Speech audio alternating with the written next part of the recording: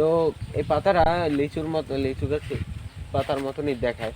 এই পাতাটা যখন শুকিয়ে যায়, তখন কিন্তু এই একদম এই আস্তে আস্তে এই যে শুকিয়ে যায়, ঠিক আছে, আস্তে আস্তে এক কোণা থেকে শুকাতে শুকাতে তারপর এক সময় এই রকমের এই শুকনো হয়ে যায়, উড়ে গেল, এরকমের শুকনো হয়ে যায়। তো এই গাছটা থেকে কিন্তু আমরা বিভিন্ন ধরনের উপকার পাই, যেরকমের একটা ফল পাই, ঠিক আছে, যেটাকে বলে আতা ফল।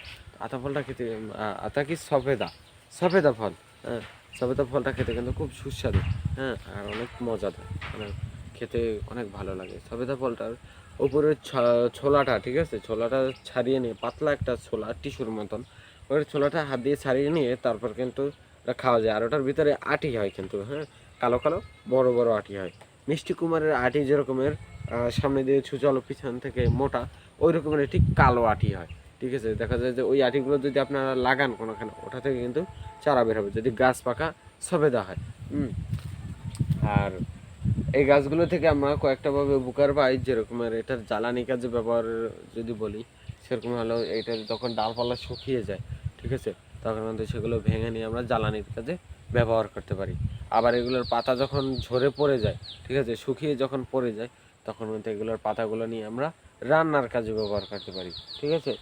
তো এই গাছগুলোর আপনার কলম হয় কিনা সেটা আমরা জানি না। কলম বলতে এটা ডালটা আপনার ছিলে 2 আঙ্গুল পরিমাণের উপরে ছালটা উঠিয়ে আপনার মূল যে কাঠ বলে গাছটার ভিতরে ছালের পরে, ওইটা আঘাত না দিয়ে ছালটাকে উপরের দিকে সরিয়ে মাটি দিয়ে ওখান থেকে বেঁধে দিলেই, মানে পলিথিন দিয়ে বেঁধে দিলে কিছুদিন পর আপনার হয়ে যাবে, ওখান থেকে শিকড় বেরোবে। ওটা নিচ থেকে কেটে নিলেই, আপনার কেটে নিয়ে যদি কোনোখানে লাগান, তাহলে কিন্তু ওইটাই একটা গাছে পরিণত হয়ে যায়, হ্যাঁ।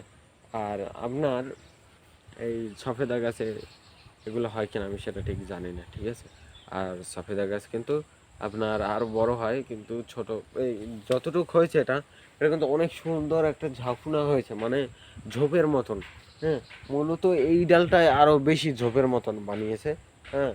তো এটা দেখতেও কিন্তু একটা খুব সুন্দর লাগছে, হ্যাঁ। তো এই রকমের ফল গাছগুলো একটু খোলামেলা জায়গায় লাগানোর চেষ্টা করতে হবে, ঠিক আছে। আর এই ফল গাছটা বেশি একটা মোটাও হয় না, এই গাছগুলো। লিচু গাছ কিন্তু বেশি একটা মোটা হয় না, লিচু গাছ কিন্তু এতটুকু পরিমাণে মোটা হয়, ঠিক আছে। যদি এটা দিয়ে মাপা যায়, তখন দেখা যায় 3-4 ফুট, 2-3 ফুট কি বেড়ে হবে, হ্যাঁ, মানে মোটা হবে। তো ওর চেয়ে আর বেশি মোটা হয় না, 2 ফুটের মতন হয়। তো এই গাছগুলো যদি খোলামেলা যদি জায়গায় না লাগানো হয়, তাহলে কিন্তু ভালো হয় না। আর এইসব গাছগুলো যখন ছোট থাকতে যখন লাগানো হয়, তখন কিন্তু পশু থেকে দূরে রাখতে হবে। পশু